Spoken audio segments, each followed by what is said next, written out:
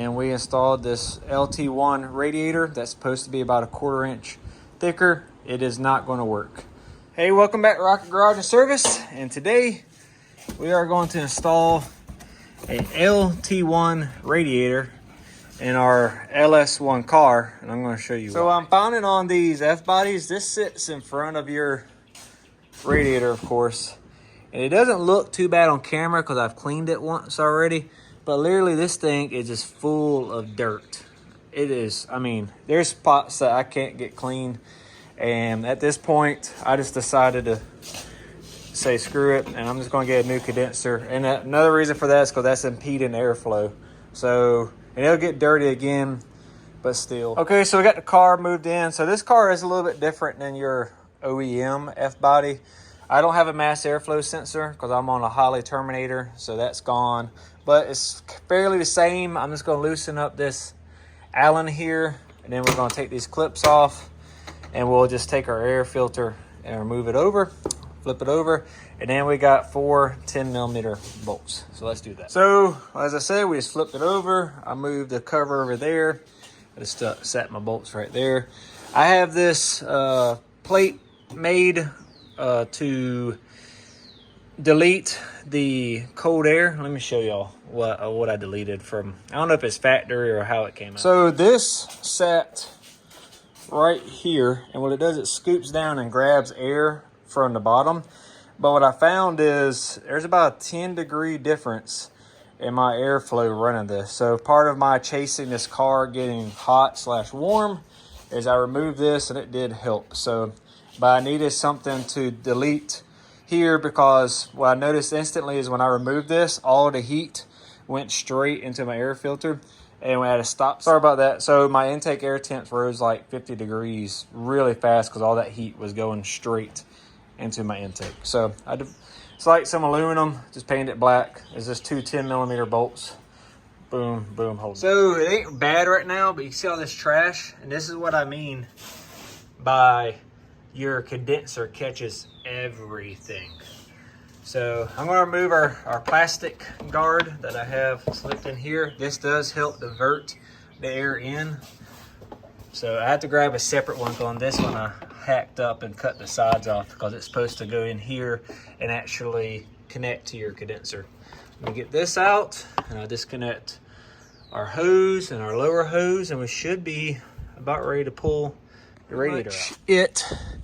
You see our upper radiator hose is in the same location. It does have a port down here. I've been told, I think that's another heater hose. Luckily, it already comes with the plug.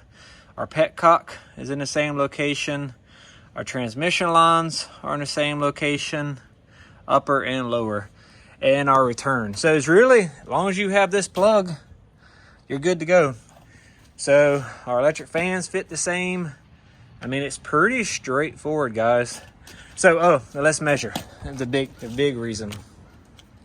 So, it ain't as big as I thought as far as the difference. So, we're a 1-inch core right here. And here, what would that be? 1 1/4. So, we got a 1/4 inch more of core. I don't know if our sides are any bigger. Let's see. It's about 1 7/8. Nah. If anything, this core looks a little bit bigger. So anyways, I mean our intakes. So, and there's a low pressure sensor if you needed to use it that you could run. That my car, this 2002 doesn't have, but I seen another LS1 radiator that potentially came with that sensor. So I'm gonna get everything changed over and get ready to put back in the car. So here's this is 2002 Pontiac Trans Am factory replacement condenser with our LT1 radiator. The thing I did notice is I don't remember that being a thing before, but it's in there. It kind of aligns everything. This side barely grabs, but it is in the clips. The condenser just clips on. I did take the electric fans out because I think it's going to be a straight pain in the butt to get this all in here. And I didn't want the fans to be blocking me, risk puncturing everything. I wanted to put this in as a assembly. So that's where we're at. Cleaned up our O-rings for our condenser lines and everything. So, all right, let me try to shove this condenser radiator package in here. Round 20. Now I took the plastic cowling out of here to give me more space because it is too much. I don't think I'm gonna be able to get my fans in once I have the assembly in. Here's my Amazon deal, and what it does is it allows the fluid to be above everything else, so the air has no choice but to come because of the pressure difference. Let me zoom out. The pressure difference of where the fluid sits. And it helps really. I got the car still jacked up because where I notice if you get any air, it's usually in your heater hose set up here. And that's where a lot of it sticks. If you purge your system or put coolant in your system and your heat's cold still, you got a big air bubble in your heater core. So I recycled my antifreeze, so that was cool. Drained everything out. Took a little longer to do everything, but was able to just put it right back in, save me some money. And if you pour it slow and keep it from burping constantly, it actually feels really nice. But I'm just gonna let this hang out here. I got the clearance, my exhaust, where I put my transmission tunnel in, and where I adjusted my pinion on my angle on my engine and pinion angle and all that stuff. So I'm just gonna let this sit here and settle, and hopefully if there is any more air bubbles, they'll come out. All right, engine's running. You can see it burping still. So we'll keep letting it keep burping. Thermostat's in it. I still got the vacuum pump on it. I'll show y'all. We're at 170, and the heat's on. It's blowing out hot. As you can see, high, full heat on defrost. So we're heading to the gas station before I run some errands. If you look in the top middle, you can see my temperature of the engine. We're at 178. I've been driving about 10 minutes. One time it got up to 181 when I was coming to a red light. And as soon as I started moving. Anyways, you can see it's raining. And if you look in the right side, second from the bottom, our intake air temps is only 66 degrees or 67 now. So it ain't the best conditions to test how hot this radiator or how efficient it's going to be. But this is a good sign that the engine's not even wanting to get over 180 degrees.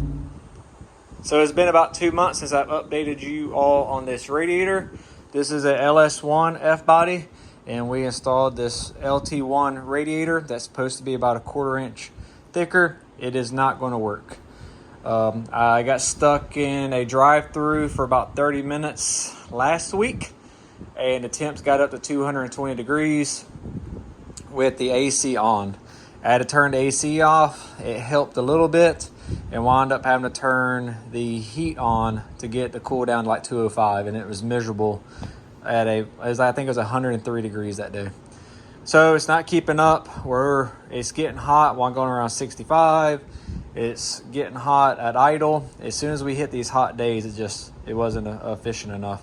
So we're going to change it out, and you're going to have to watch the next video to see what's in that box that we just got from Summit.